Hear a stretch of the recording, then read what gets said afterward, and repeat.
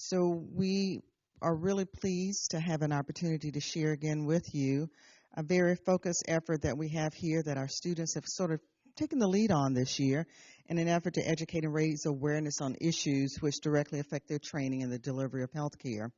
To kick off this academic year, our student groups organized this series, working with Sue Huppert, our Chief of External and Governmental Affairs here at Des Moines University, to bring issues that are important to our students. Our compliments to the student leaders who worked over the summer and extending invitations to a lot of our leaders in the community. And, of course, we couldn't have asked for a better selection this time today, someone that you will hear be introduced, but, of course, needs no real introduction to those of us who've been around for Des Moines University for a while. But I'm going to let Amanda Buck come up now and introduce our speaker for today. Amanda, would you like to come forward?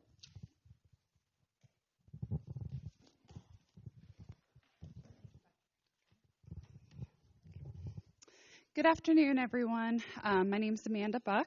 I'm the president of our AMSA club here on campus, and I have the privilege of introducing Governor Terry Branstad today. Governor Branstad was born, raised, and educated in Iowa. He's a native of Leland, and Branstad was elected to the Iowa House in 1972, 74, and 76, and elected as Iowa's lieutenant governor in 1978.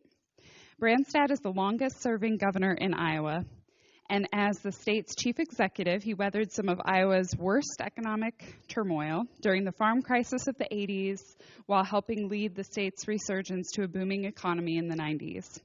At the end of his tenure, Iowa enjoyed record employment, an unprecedented $900 million budget surplus, and the enactment of historic government overhauls that led to greater efficiencies in state government. As a result of Governor Branstad's hands-on, round-the-clock approach to economic development, Iowa's unemployment rate went from 8.5% when he took office to a record low of 2.5% by the time he left in 1999.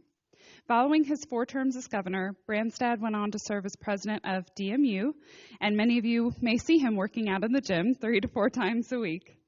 In October of 2009, sensing a need for change in the way state government operates and wanting to lead Iowa's comeback, Branstad retired from DMU to explore running for governor in 2010.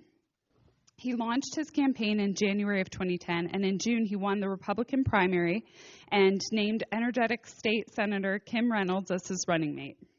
He was sworn into office on January 14th of 2011, and this past January exceeded the previous record and now is the longest-serving governor in the United States. Every year, Governor Branstad travels to all of Iowa's 99 counties, and on November 4th of 2014, Iowans re-elected Governor Branstad to 4 more years as Iowa's governor. He's helped DMU with numerous legislative issues important to us at DMU, and I'm sure he will talk to us about some of those, such as the Iowa Forgivable Loan, the Physical Therapy Copay Bill, support for additional GME slots in Iowa, the State Authorization Reciprocity Agreement, where he invited President Franklin and several other university presidents, together with the State Attorney General, to address this issue, impacting our clinical rotations and distance learning, so it's clear he's a friend and supporter of DMU. Governor Branstad and his wife, Chris, have 3 grown children, and his daughter-in-law, Nicole, works for DMU in the Marketing and Communications Department. Please join me in welcoming Governor Terry Branstad back to DMU. Amanda, thank you. Amanda Buck, thank you for that. Hey, I don't need that because I've got a microphone already on me. Amanda Buck, thank you for that nice introduction. President Franklin, thank you. And I want to thank all of you. It's great to be back at DMU. I want to thank the students for inviting me to be part of this series. Amanda did a great job of highlighting most of the things I was going to talk about anyway. But I learned a lot during the 6 years and 3 months that I had the honor to be the president here. And so when I came back and I was recruited to come back and run for governor again, kind of an interesting story. A couple guys that were, Michael Bouzleau and Ted Stopulus, were seniors at the Drake Law School, which is where I went to law school a long time ago, and they started moving on Facebook to draft me to run for governor again. Now, they weren't old enough to vote, and Facebook didn't exist when I was governor before, but they got 10,000 people to sign up, including my kids. who, when they were teenagers, didn't like it at all, the scrutiny of having their dad being governor, but they got on board and, among others, helped convince me to come back and do it. And I've really enjoyed the opportunity to serve again as governor. There's a lot that I learned while I was here that I think has helped me be a better governor this time around.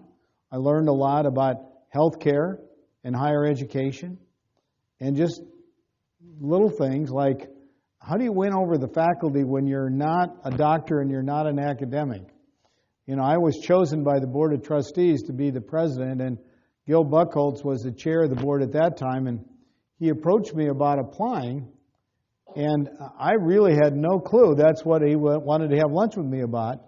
And he said, you know, first of all, he said, have you ever thought about, I'm a junior member of the Board of Trustees, he said, have you ever thought of applying to be the president of Des Moines University? I knew we were doing a nationwide search, and he was the chairman of the board and the chairman of the search committee, but I was not even on the search committee, I was just one of the trustees. And I said, well, I'm not a doctor. And he said, well, the dean needs to be a doctor, but the president doesn't. And we're looking for somebody to raise the visibility, respect, and recognition of the school, raise money for the school, and manage and oversee the operation. And I think you've got the skill set we're looking for. But, you know, we've got to respect the process, which you'd have to submit a CV and meet with the search committee and whatever. And after visiting with my wife, I decided to do it. And 7 months later, I was chosen, and I had the honor of serving here 6 years and 3 months as the president. And this building was built while I was here. And my wife went to high school, by the way, at St. Joseph Academy. So the building that was on this site that we tore down, and there's a real nice painting about it right outside the Wellness Center that shows the old St. Joseph Academy. So I like to tell people that I got to be the president of Des Moines University, and the first thing we did is tore down my wife's high school. But the building was obsolete, needed to be replaced, and what a wonderful facility we've got with this student education center and then the wellness center being a part of that. I'm really proud of the fact that we did not only build this beautiful student education center, but the wellness center, and then incorporated wellness into an important part of the curriculum. And so, you know, we were the first college or university in the United States to get the platinum level recognition from the Wellness Council of America for what we've done for wellness. And we also became a totally tobacco-free campus while I was here as well. And I'm proud to say we increased the endowment, we increased the enrollment in all three of the colleges, and I think we tripled the amount of money, financial aid we have for students. And I know that's continued to be an important issue. And while I've been governor, I've tried to also be, and Amanda did a great job of kind of highlighting some of the things we've done together. And, you know, I've tried to use the knowledge I gained here, especially things like health risk assessments. I was so impressed with the health risk assessments that you all do here at Des Moines University that I've advocated for that for the state employees and for the Medicaid program. I just think if we can get people to take ownership of their own health, to know what their risk factors are, and then to work to reduce those. And I'm trying to do my own. Now, when the weather is more inclement, I'll usually be here at the Wellness Center, but when the weather's really nice like this, I usually walk at Grace Lake early in the morning. But as it starts getting cooler again, you'll see me here usually about 6 in the morning. But it's really wonderful as a retiree. See, and I also thought ahead. I didn't resign, I retired. And as a retiree, I'm one of the people that's eligible to use the Wellness Center, along with you, students and faculty and staff. And you have the 1+1 program, which is also another great thing. So I learned a lot while I was here. I want to be your advocate and supporter. One of the programs that was mentioned was the forgivable loan program we have that's available, especially for students that are going into family practice in rural areas. And that's a program that students from here and the University of Iowa both are eligible for, and it can provide up to $200,000 in forgivable loans, and we're really excited about that. Somebody told me that there's at least one student that's benefiting from that, Taylor Dries. Is that right? Is Taylor here? Okay. From Orange City. And you know where I'm going next? I'm going to Hull, Iowa. That's not too far from where you're from. And I'm going there to call on a cheese company we're trying to get to expand in Iowa instead of South Dakota. That's important. It's a very competitive world out there. And when you're in Hull, Iowa, you're not too far from South Dakota. But anyway, we understand that your goal is to go back into practice medicine in Orange City. And by the way, I've been to Orange City a lot of times for the Tulip Festival, and it's a great community. So wish you the best, and all the other students that are interested in that program. I think you can check with the dean to try to learn more about that program. We also have worked to try to increase graduate education and more residencies in the state of Iowa. Specifically, recently, the psychiatric residency program has been expanded, as have some others. But we really want to do a good job of not only seeing that you get a great medical education. I'm really proud of the fact that DMU students have a great pass ratio on your various board exams you have to pass, and we know those are not easy. But I always used to say when I was the president, it's hard to get in, but we want every student to succeed, and you have a very supportive faculty, and it's not cutthroat competition, but it's really a very collaborative environment you have at DMU. And that's the same thing I'm trying to do in state government. And that's not easy in politics these days, because there's so much confrontation, there's so much partisanship, and we're in the process of now of implementing a new approach towards Medicaid, managed care for Medicaid. And most of the other states have already done that, but it's a big undertaking, and change is not easy, but we're working really hard because we want to provide better health care, so that, and especially in managing things like chronic illnesses. We know a lot of people, a lot of the costs in Medicaid are people with congestive heart failure, with diabetes, and other of these chronic diseases. And if we can help people manage those and stay healthier longer and identify their risk factors and reduce those, people can live longer and healthier, and we can also reduce their health care costs. So those are some of the kind of things that we're up to. Amanda mentioned some of the other bills, like the one we passed dealing with the rotations and trying to make sure that students from Des Moines University and the University of Iowa have an advantage over those offshore medical schools when it comes to opportunities for rotations here in the state of Iowa. And with that, let me just open it to your questions. I want to. And I would be glad to respond to any issue that you want to talk about. But it is truly an honor to serve. I love this state. I'm a lifelong Iowan, except for my 2 years in the Army. But I came back to Iowa and with a greater appreciation for the education and just the wonderful people we have in this state. And I think you're very blessed to be here at Des Moines University, because you have a real committed and caring faculty and staff. They all want you to succeed. We want you to succeed. We want you, as many as possible, and we know that you can't all stay here, but we want as many of you to stay and have your healthcare careers in the state of Iowa and make a difference for the people of Iowa. So with that, let me open it for your questions. If you have a question, you can just raise your hand or whatever. Okay? I always have a question that the students aren't. Okay. Well, you can kind of break the ice here. Yeah, I'm curious about programs to get more doctors, more primary care into rural Iowa. I know about the scholarship program. Right. It was great to nominate people for that last Right. year. But are there any more programs going in to encourage? Well, there's also a lot of your local hospitals and even chambers of commerce will provide some local incentives as well. So that's something to also look into, because communities recognize if they're going to grow, if they're going to be able to bring business and jobs there, they need to have quality health care available locally. And so that's really important. And so there are a lot of communities and local hospitals that are also doing incentives as well as what the state is doing. And we're open to other suggestions and ideas that you might have. But I think that's why I'm a big believer in partnerships and collaboration. Yes? So I think that's great that you mentioned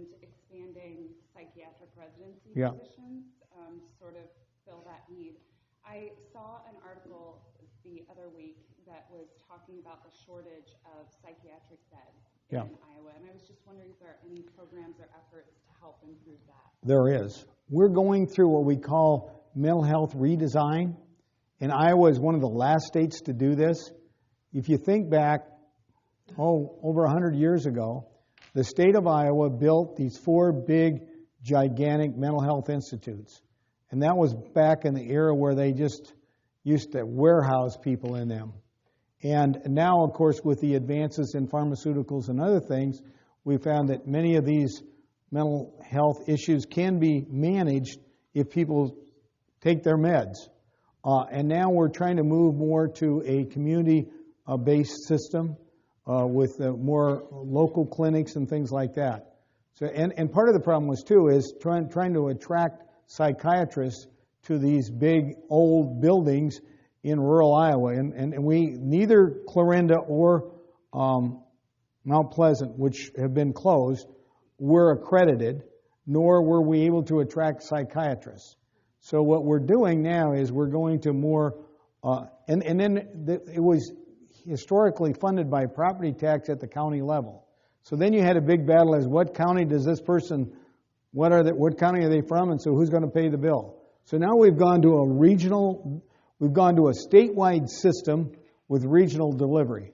We started this about 4 years ago. So and it's like a 5-year phase-in, but we're in the process of phasing in this new mental health delivery system. Then another thing the Department of Human Services put in place is a bed tracking system. So if a sheriff or a hospital has somebody they want to place, they need to know what beds are available. And the last I knew, there were about 100 beds available on a particular day. Now, it depends upon where and whatever. And we have maintained the mental health institutes in both Independence and Cherokee. And we've closed the other 2, but we are in the process of adding additional mental health, community mental health centers around the state.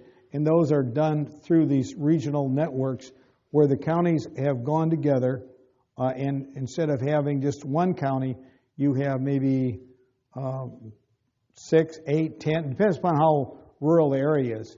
In north central Iowa, they have a huge consortium, I think maybe 30-some counties. In some areas, it's much smaller. In Polk County, they just have one, but this is the biggest county in the state. Yes? I'm from California, so I don't know how you guys do this here, but how do you incentivize hospitals and residency programs to take students from DMU and the University of Iowa? Is it just financial incentive? Do you pay them to take a certain percentage of students from Iowa versus other states? Well, that's something that really the medical schools kind of work with the hospitals on. And I did pass legislation, and President Franklin was there for me to sign that this year, where we wanted to make sure that we were not having unfair competition from these offshore medical schools. So,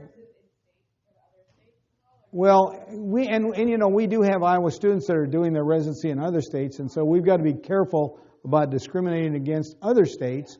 But personally, I prefer that the students that go to medical school here have an opportunity for a residency here, and if they get a residency here, they're probably going to get job opportunities here and probably stay here. So that's my goal, as much of that as we can do. But we also have interstate commerce clause in the United States Constitution. We can't discriminate against other states.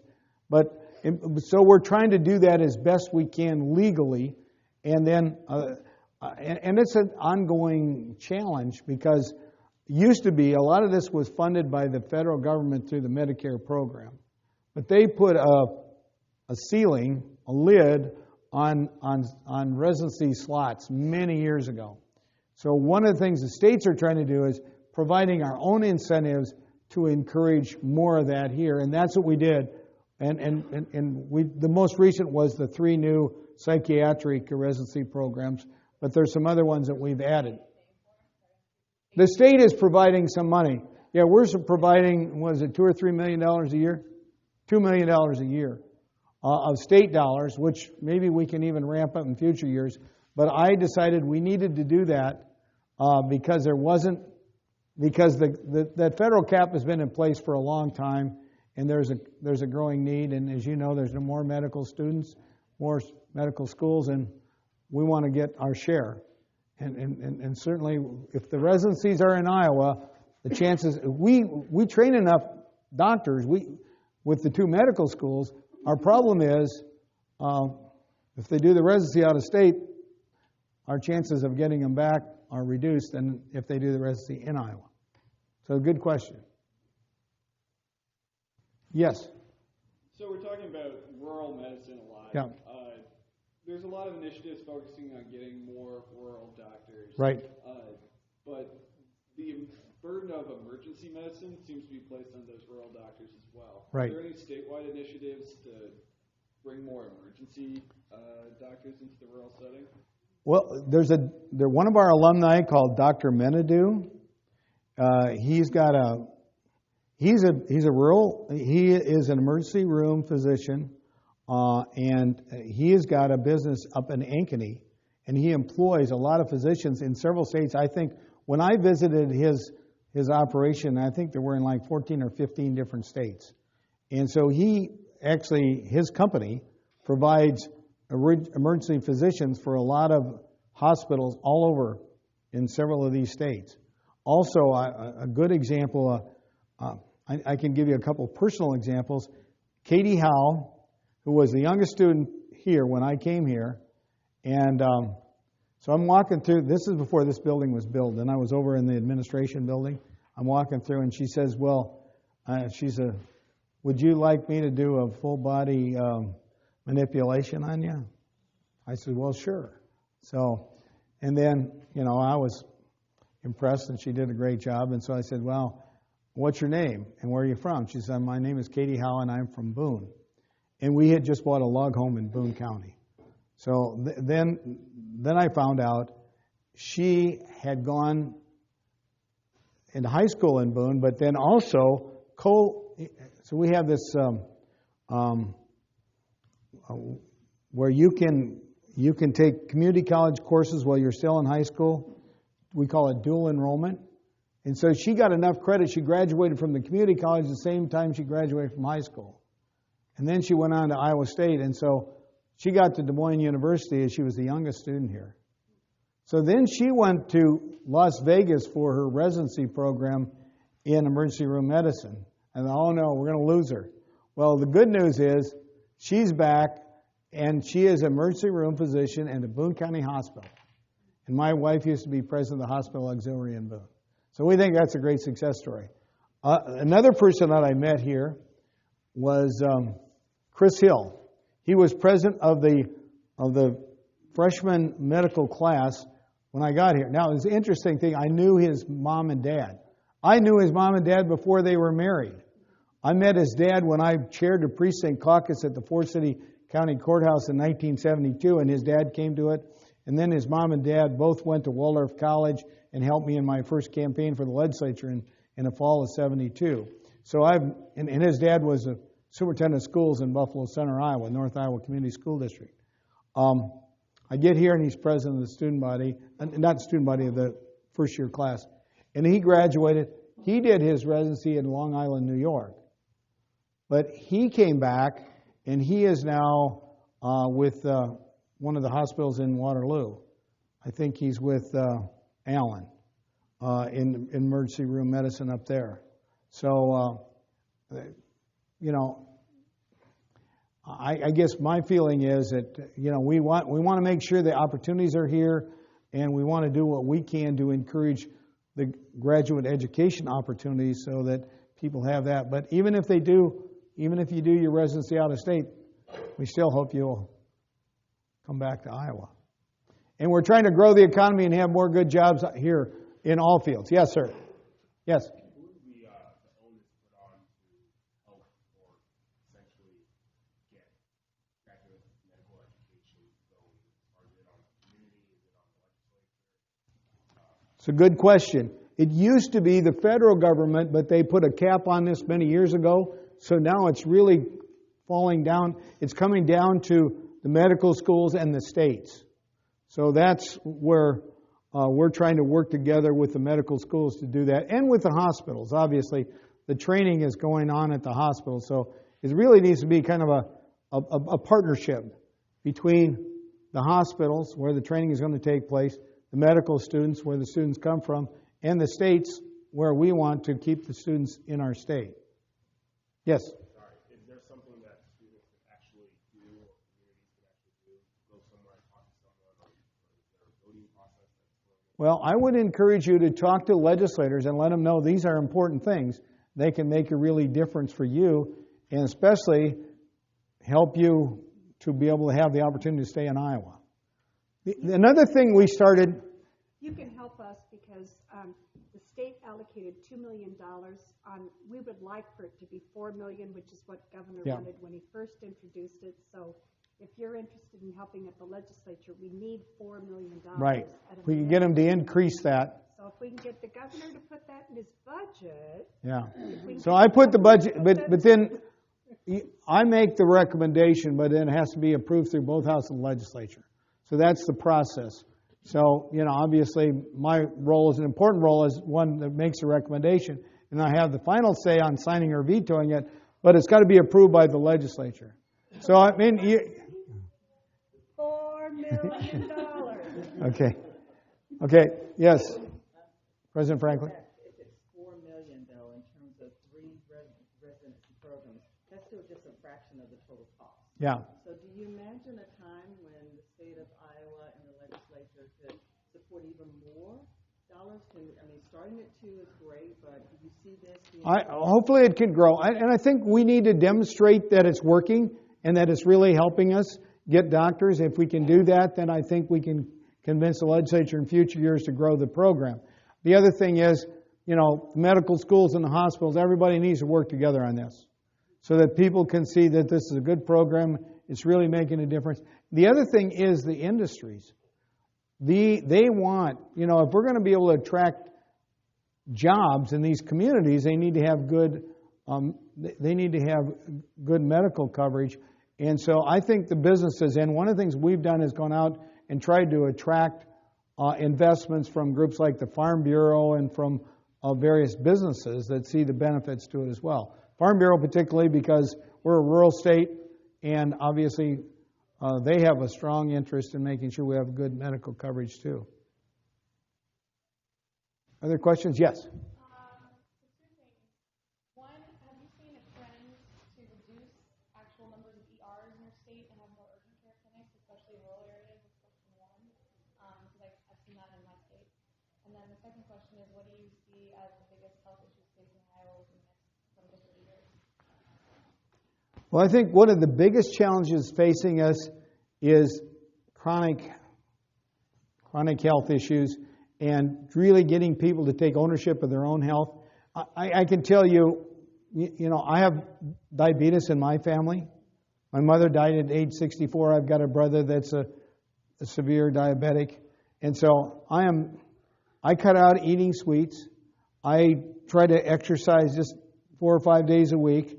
And I try to be really careful. I'm within about 3 pounds of my Army weight right now. I got out of the Army in 71. So I'm really, but I just think, and how do you do that? Start out with a health risk assessment. Know what your risks are, whether it's cholesterol or whether it's whatever it might be. Whether it's, in my case, I'm a borderline diabetic and I'm doing everything I can trying not to become a diabetic. So that's the kind of stuff that I think we need to get the general populace to really work on. And then the other thing is compliance. So many of people that do have these chronic diseases, they don't take their meds or they don't weigh themselves. And if they can, and we had the Chronic Care Consortium when I was here, and our big challenge was the hospitals who actually benefit profit-wise if people keep going back to the hospital. But that's, people's health goes downhill. The hospital may make more money, but it's not the right thing. That's part of what we're trying to do with home managed care. Help people to stay healthier longer, keep them out of the hospital, and thereby you do two things. People are healthier, they're better off, and your healthcare costs are reduced. Yes? Can you briefly describe the impact of the Medicaid expansion on day-to-day lives of physicians in Iowa? Well, the Medicaid, you said Medicaid expansion. Well, we've done, over the years, done a lot of expansion, but most recently what we've done is gone to what we call Medicaid Modernization or managed care for Medicaid, which is, a lot of other states have already done that. One of the reasons for that is, unfortunately, there's a fair amount of fraud that goes on in Medicaid. And people, providers, not just physicians, but all kinds of different providers, and some of whom, under unmanaged care, they sent the bill, it was paid. And then if you found out it was fraudulent or inappropriate, then you tried to go back and get the money back. Well, now what we're doing, we're checking in advance and verifying they did provide the services. And so I really believe this system is going to eliminate significant fraud while at the same time making sure that the patients are getting the services that they're supposed to be getting. One of the challenges for physicians and other providers is, because you have these MCOs that are managing this, there's some administrative costs, there's some paperwork to it to do that verification. But all the insurance companies have already been doing that for years.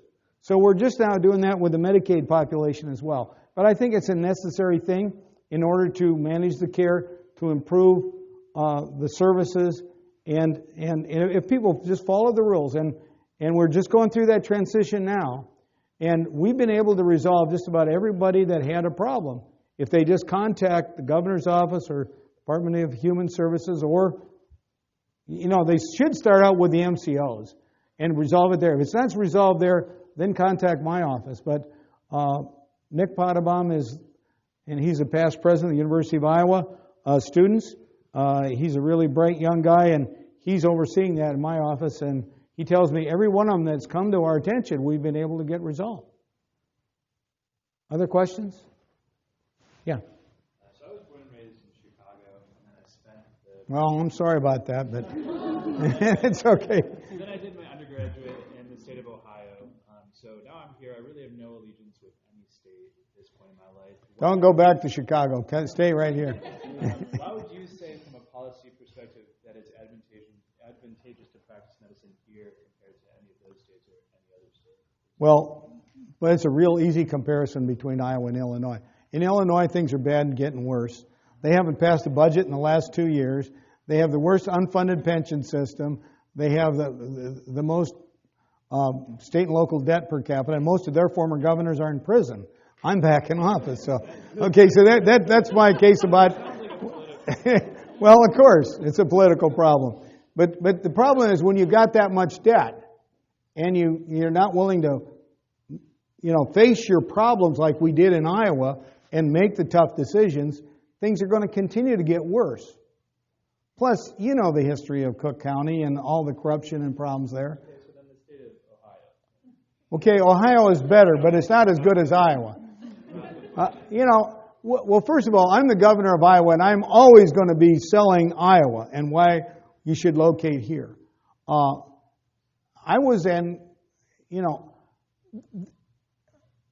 Ohio's got some good things going for them. For instance, they've got nationwide insurance headquartered there, but a lot of the nationwide expansion has been right here in Des Moines. So I was out in California, and we've got Wells Fargo. They're headquartered out there, but a lot of their growth and jobs have been here. But Iowa, I think, is a lower cost of living. We don't have some of the huge problems they have in place. Now, Cleveland Clinic, great place. But I was in Cleveland for the National Convention. And there's some great places in Cleveland. There's some awful places in Cleveland. You got the best and the worst, Whereas in Iowa, things are generally pretty good. Even Des Moines, our largest city, we don't have nearly the problems that most big cities have. And you see the growth that's going on in Des Moines. In fact, Des Moines has been named as the best place for young professionals to locate because low cost of living, good quality jobs available. And we've seen growth, too, in jobs in the healthcare field in this state. And I see that. Now, we're a small state, so there's not as many as there are in a larger state like Ohio, but I think we have a lot going for us. But Ohio has got a lot going for us, too. Illinois, not so much. Yeah. Of course, there are the two medical schools in the state, Right. University of Iowa and us. They're the public, we're the private. We are a private school, but as you know, we have their public mission because you Yep. can see from the state Yeah. map there. Everyone but this county here. We got to get Fremont County.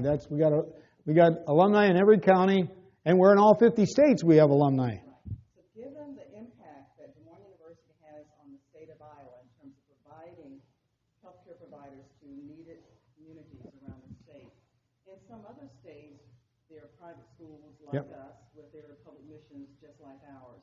But there's state funding that comes along Yeah. with that, sometimes through capitation agreements. Can you imagine a time at any point in the future that the state of Iowa could support the university and training of its students to fulfill that very public mission?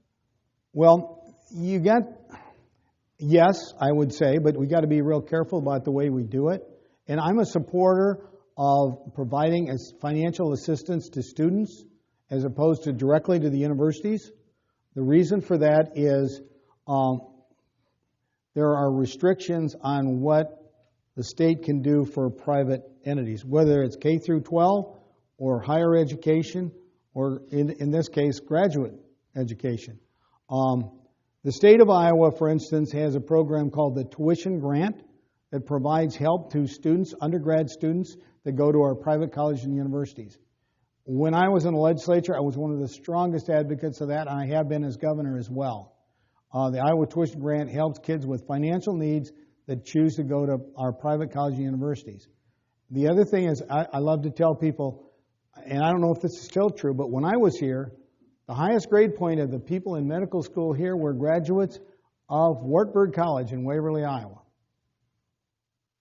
So I tell a kid, or a family, I said, if you want to go to medical school, boy, the pre-med program they have at Wartburg is really one of the best. There's a lot of other ones in our state universities and private colleges here in Iowa. But my feeling is we've got to be careful so that we don't. I don't want to pass a law that then gets held unconstitutional because we can't provide money directly, I don't think, to private schools.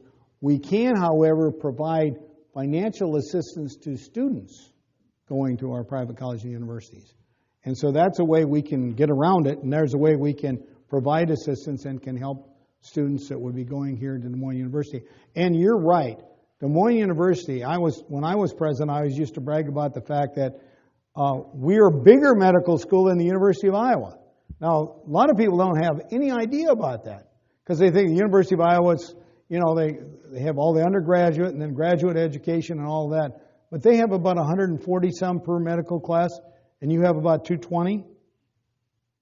So this is clearly more students, a bigger medical school than they have.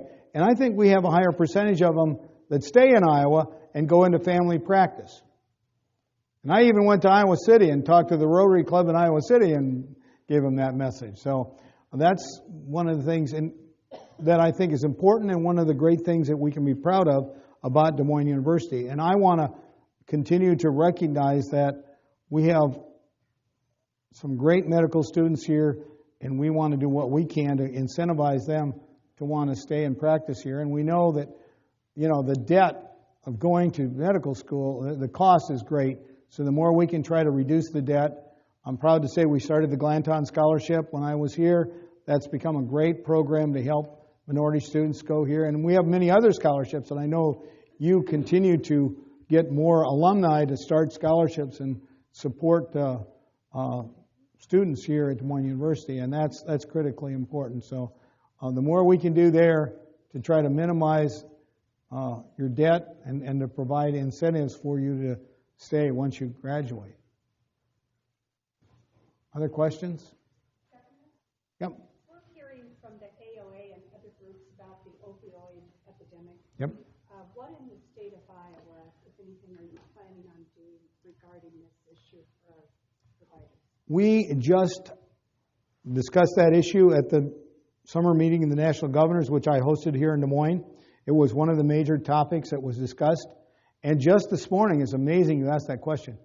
This morning, I signed a letter requesting a grant from the National Governors Association for Iowa on addressing the opioid issue. It's a huge problem, especially in the East Coast, but it's a problem. It's a growing problem all over the country, including here. And part of it is people that have had. It starts out with prescription drugs for painkillers, and then they often, and unfortunately, people have gone from that and then becoming addicted to that, and then gone on to heroin. And that's a huge problem. It's a growing problem. We want to try to address it effectively in a coordinated effort. So the request we made is to get a small grant from the National Governors Association to coordinate those efforts with the doctors and hospitals and with our drug czar. And then what's the right title for it's the, they call it drug czar, but it's we don't have such a thing as a czar in Iowa. But Steve Lucan is the director of it, and it's the Office of Drug Control Coordination. Office of Drug Control Policy, that's correct. Office of Drug Control Policy would coordinate this with all these other groups. So, but it's a key issue we need to address, along with cybersecurity. That's another major issue that's we're all facing. Yes, the back row. Yeah, you. Yeah. Can you speak to the physician assistants and the bill that is up as far as the rules that are being proposed that will mandate how we interact with our physician counterparts and thus possibly limit our ability to hold jobs because they're going to hire nurse practitioners who don't have any regulation? Well, it's a great question. This is something, it's in the rules process right now. I guess I'm not as familiar as I probably should be with that. Maybe you can inform me as to what it is. But the rules process, I do have somebody on my staff, legal counsel, which is part of that process. Larry Johnson is his name.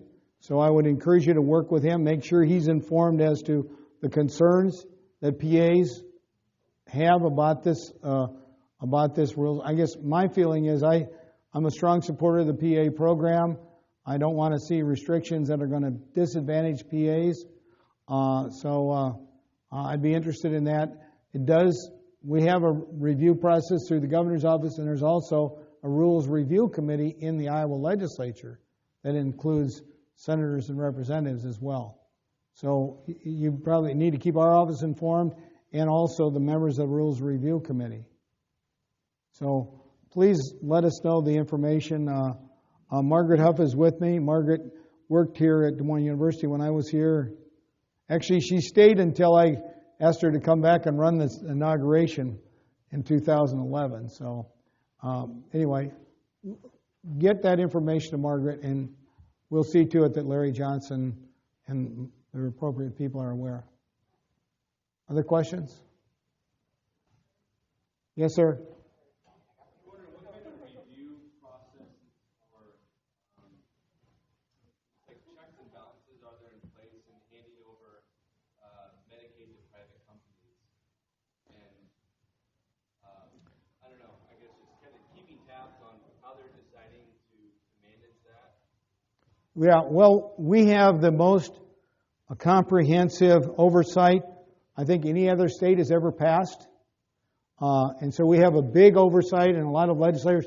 Now, you've got some people that just don't want to make the transition and want to do everything they can to torpedo it, led by the Des Moines Register. So I would just encourage you to take what the Des Moines Register says with a grain of salt and really dig into it and get more information, because they put out a lot of misinformation. For instance, they did an editorial yesterday attacking me, talking about the loss of jobs. We've had significant growth in jobs in the medical field since we started this process, not loss of jobs. Now, that's not to say there isn't some instances where there has been some loss or there has been some organizations that have had some problems, but the ones that have brought to our attention, as opposed to just going to the media to try to torpedo it, we have been able to resolve. And we want to work in a collaborative way. We want it to work. Our whole goal is to improve health care. We want to manage it effectively. And we're not the first state to do it. 70% of Medicaid programs in the country are under managed care, including big states like New York and California. And recently, when we had the governor's conference here, one of the reporters asked a question about Medicaid fraud and abuse, which is a huge problem in this country.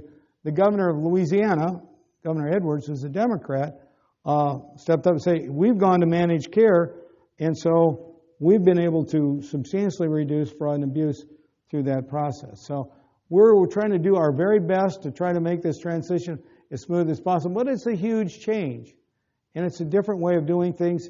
But it's the way that everybody else that's got their insurance through an insurance company, we have managed care under Walmart Blue Cross, Blue Shield, for the rest of the state employees. We've lived with that for years, and now I'm proud to say we're also doing health risk assessments. And if you're doing health risk assessments and you're in a wellness program like I am, I'm paying some of my health care costs, which I want to, but we get a reduction because we're doing the right things. Other questions? Yeah, well, thank you very much. Thank you so much, Governor Branstad. We really appreciate you coming, and thank you, everyone, for all of your engaging questions. We do have another event that's coming up on Friday, this Friday, at 1:30. We have Senator Grassley coming with the Judiciary Committee to talk about human trafficking and ways that providers can be aware and identify victims to help support that population of patients. So please don't forget to swipe in, and thank you all for coming. Very good. Thank you very much. Appreciate it. Thank you.